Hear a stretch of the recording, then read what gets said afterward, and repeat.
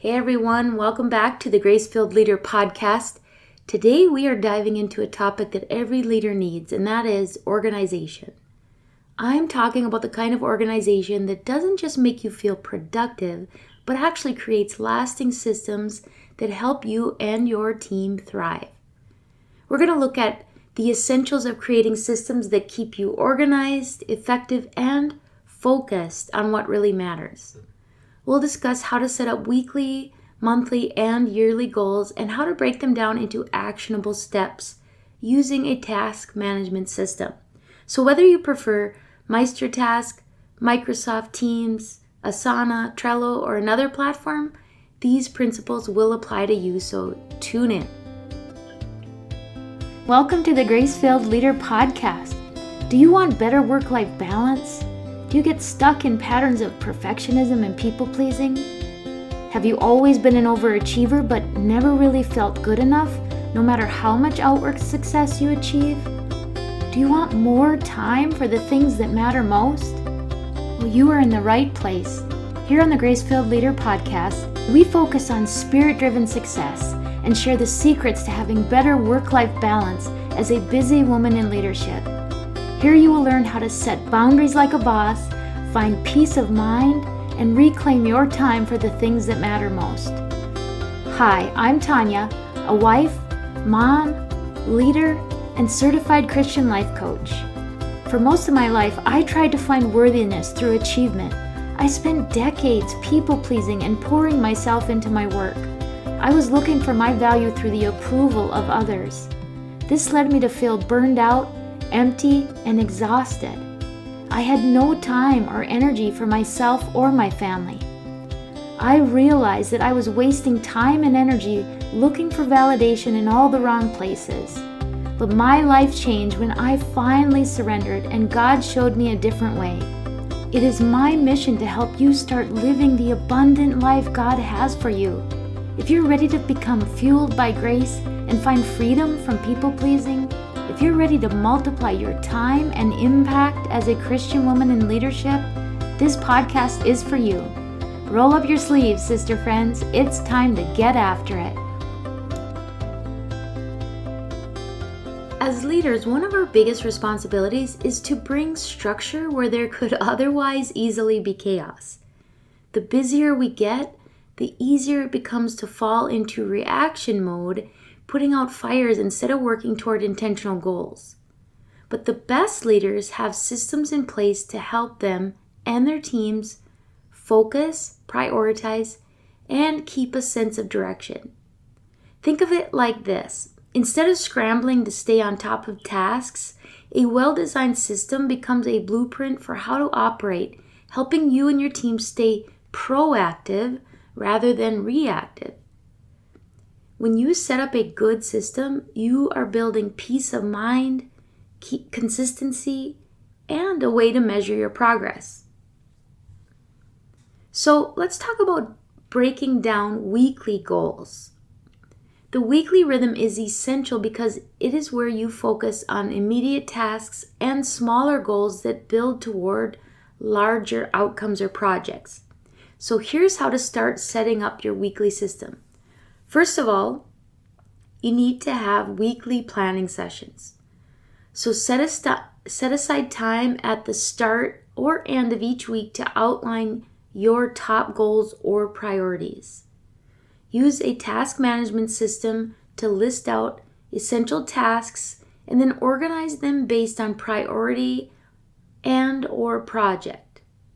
I actually use two different task management systems, one for my corporate day job and one for my coaching and podcasting gig.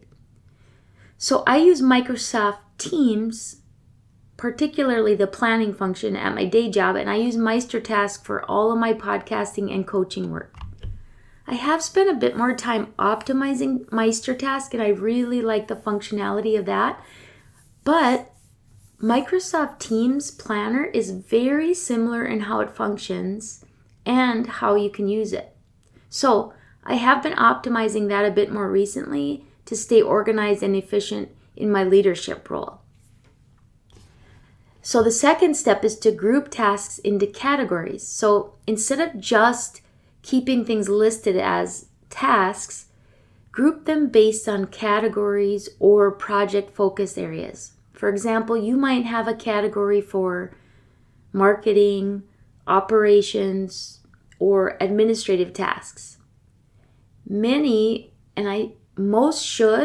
Most task management platforms do and should allow you to create boards or buckets to keep these groups visually separated.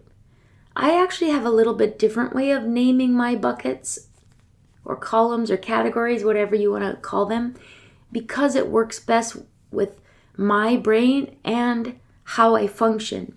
I like to create a bucket or a section that is a general to-do list where I quickly and messily might add things as I think of them.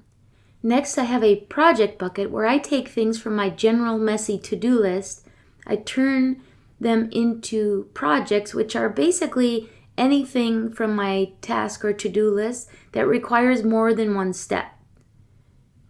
I break down my projects or my processes into each step or task required to complete them.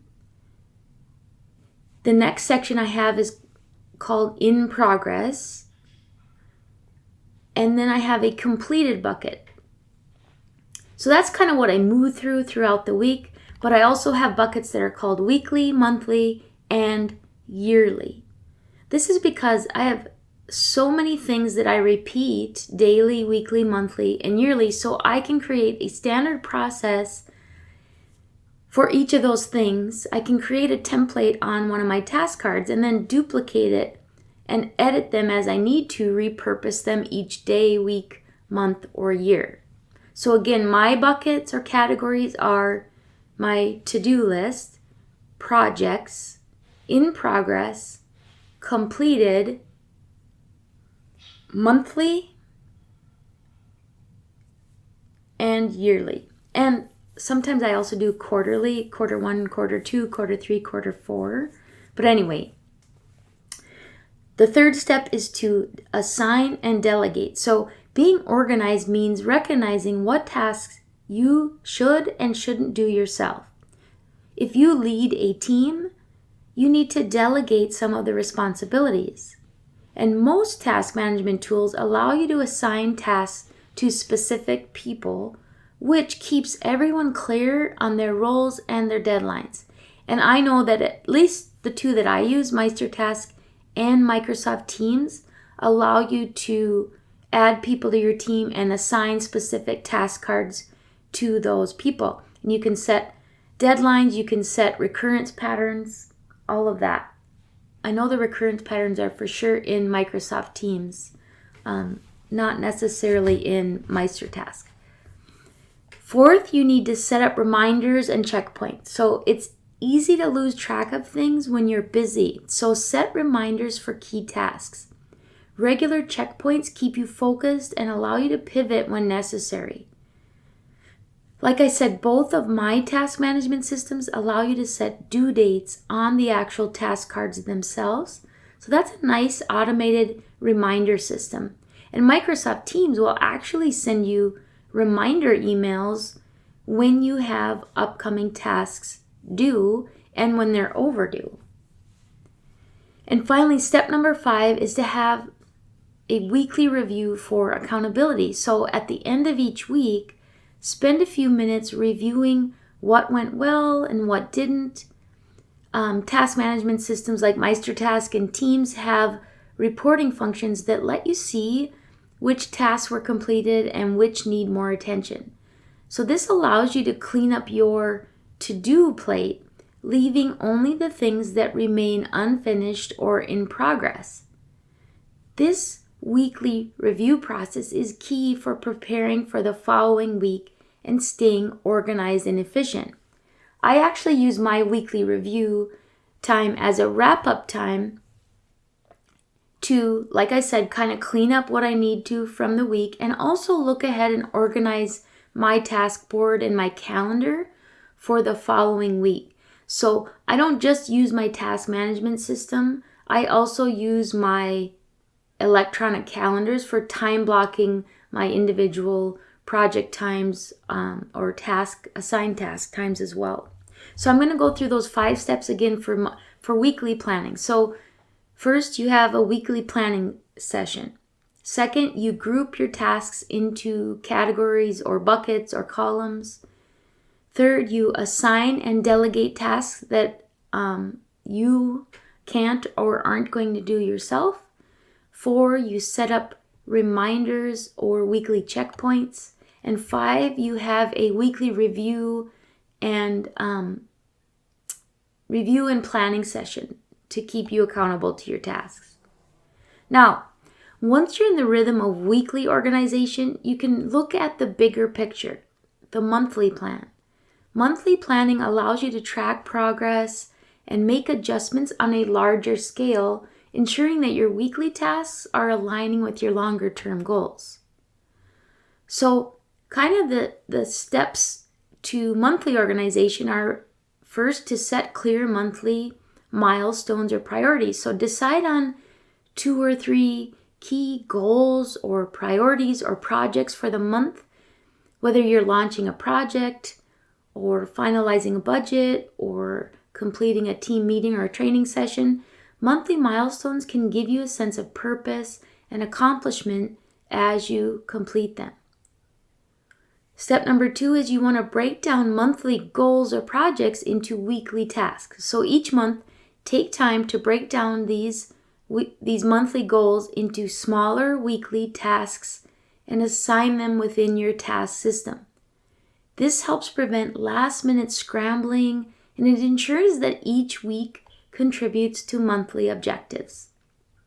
Third, create some recurring monthly tasks. So use your task management tool to set up recurring monthly tasks that include a review and any key performance indicators that you need to make sure you're tracking.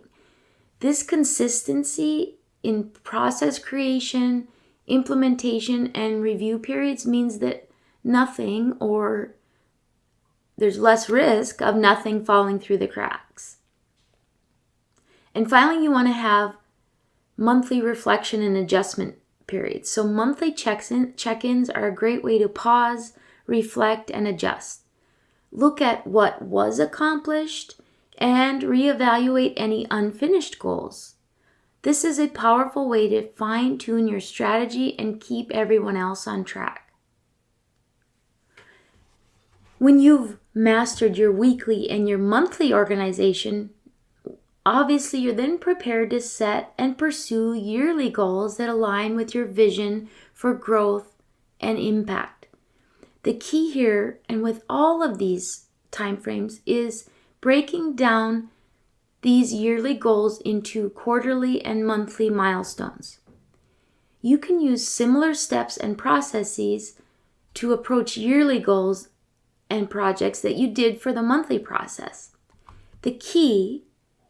So here are really the basic steps. The key is to take bigger yearly goals, break things down into monthly or quarterly projects, break those projects down into micro weekly projects. Then you break each of these weekly projects into individual action steps. And be sure to set deadlines on your tasks or mini projects and make those your daily and weekly focus points. The great thing about an electronic task management system like I described is that you can very easily set due dates. You can edit your task lists or add to them. You can assign tasks to team members and check off each individual task as you complete them. And you can move and drag and drop your task cards through your project management dashboard. If they are projects or tasks that you will repeat in the future, you can refresh and repurpose them so you're not recreating the wheel each day, week, month, or year. So the secret sauce to organization and efficiency is to break things down into bite-sized pieces, into actionable steps that are realistic and attainable. Then you just tick each of them off as you complete them. Then you can move your completed task artist to your completed bucket. It is so visually rewarding to do this. Now, while initially setting up systems will cost you some time on the front end, your long-term time saving will be exponential. So the return on that initial investment of time is extraordinary. I cannot tell you how good it makes me feel to see my email inbox virtually empty, to see my completed action items, and to see actual forward movement on project completion. I've also seen how this helps my team members be more organized and accountable to completing their assigned tasks and projects.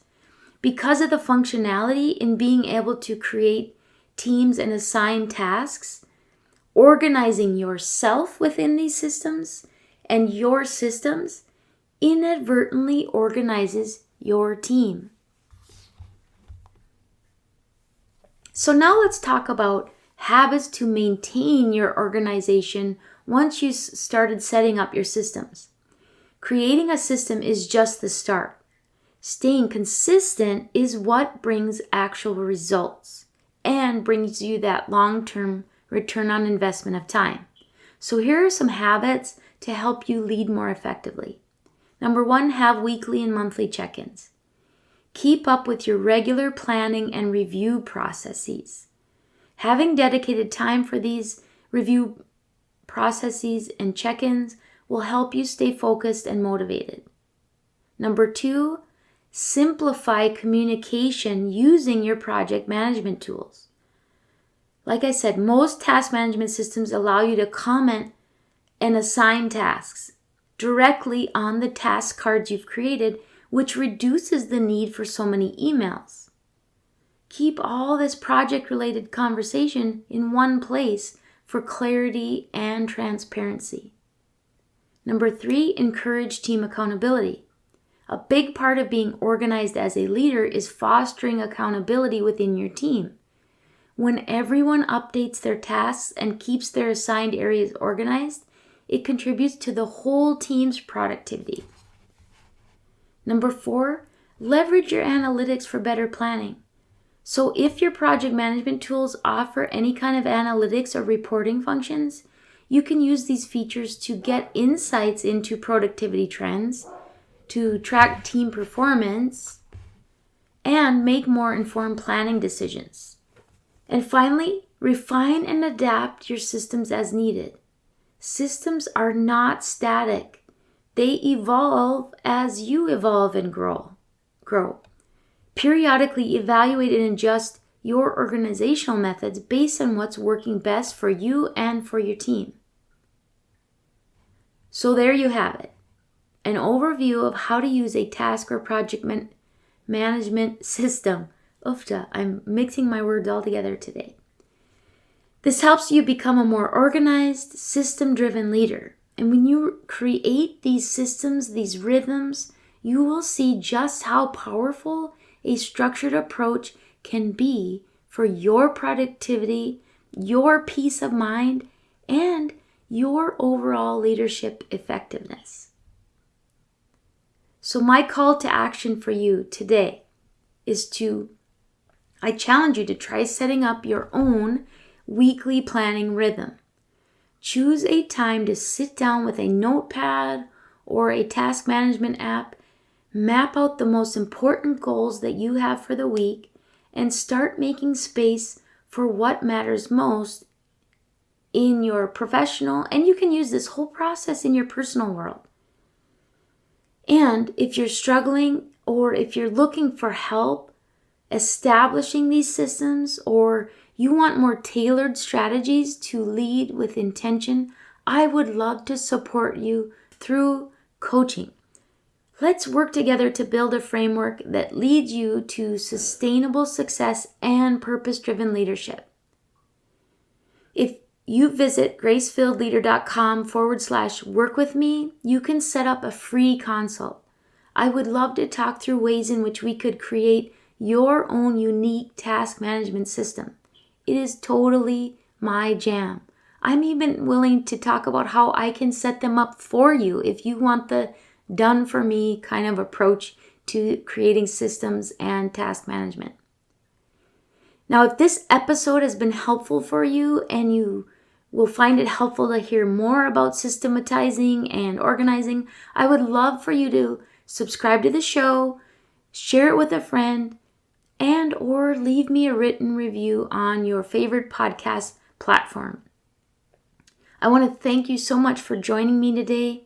Remember, when you create organization and structure, you open yourself up to leading with clarity, confidence, and purpose.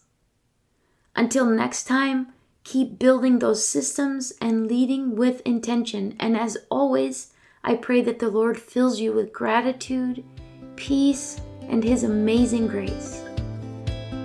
I pray this episode blessed you, spoke to you, or encouraged you in some way. If so, please share it with a friend and head on over to Apple Podcasts to leave me a review. That's the only way for me to know if you're enjoying the show. Nothing blesses me more than to hear from you. Also, come on over to our free Facebook community. This is a great place for us to support one another on our faith and leadership journeys. You can find the link to the group in the show notes or go to gracefilledleader.com/community.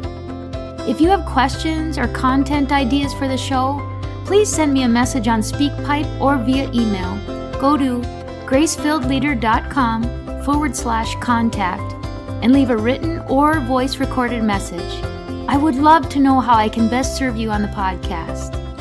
Now to Him who can do immeasurably more than we can ask or imagine, according to His power that is at work within us. Ephesians 3, verse 20. Until next time, my friends, God bless.